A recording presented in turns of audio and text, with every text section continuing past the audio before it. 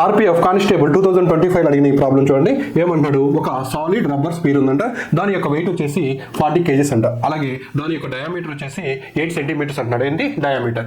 అలాగే తర్వాత ఏంటంటున్నాడు, సేమ్ అదే మెటీరియల్తో, అదే మెటీరియల్ అంటే రబ్బర్తో ఇంకొక స్పియర్ని తయారు చేశారు. ఆ స్పియర్ ఏంటి, హలో స్పియర్. దీని యొక్క ఇన్నర్ అండ్ అవుటర్ డయామీటర్స్ ఇచ్చాడు. ఎంత, 12 సెంటీమీటర్స్, 16 సెంటీమీటర్స్. అయితే ఇప్పుడు ఈ హలో స్పియర్ యొక్క వెయిట్ ఎంత అని అడుగుతున్నాడు. సో డైరెక్ట్గా సాల్వ్ చేయాలి అంటే చూడండి, మనం density equal to mass into volume ఈ ఫార్ములాతో సాల్వ్ చేయొచ్చు.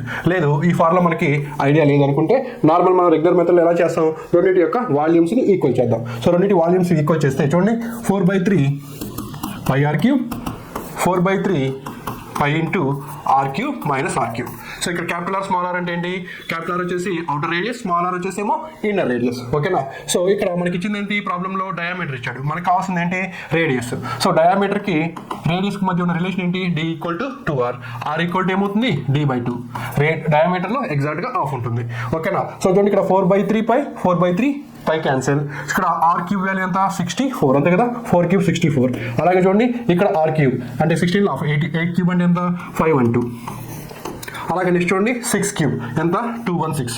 సో చూడండి 512 నుంచి 216 పోతే ఎంత చూడండి, 6 9 2 296. సో ఇప్పుడు ఈ 64 296 అనేది ఏంటి, ఇదేమో ఈ స్పియర్ యొక్క వాల్యూము, ఇదేమో ఈ స్పియర్ యొక్క వాల్యూము. అయితే మనకు కావాల్సింది ఏంటి, మాస్ కావాలి, వెయిట్ కావాలి, ఈ సెకండ్ స్పియర్ యొక్క వెయిట్ కావాలి. సో చూడండి 64 వాల్యూమ్ ఉన్న స్పియర్ యొక్క వెయిట్ వచ్చేసి 40 kgs అయితే 296 వాల్యూమ్ ఉన్న స్పియర్ యొక్క వెయిట్ ఎంత అవుతుంది. సో ఇలా రాసుకోవచ్చు చూడండి, 40/64 ఇంటూ 296. సో చూడండి 8 into 8 64, 8 into 5 40. అలాగే చూడండి 8 3s 8 7s. సో 5 into 37 ఎంత, 185.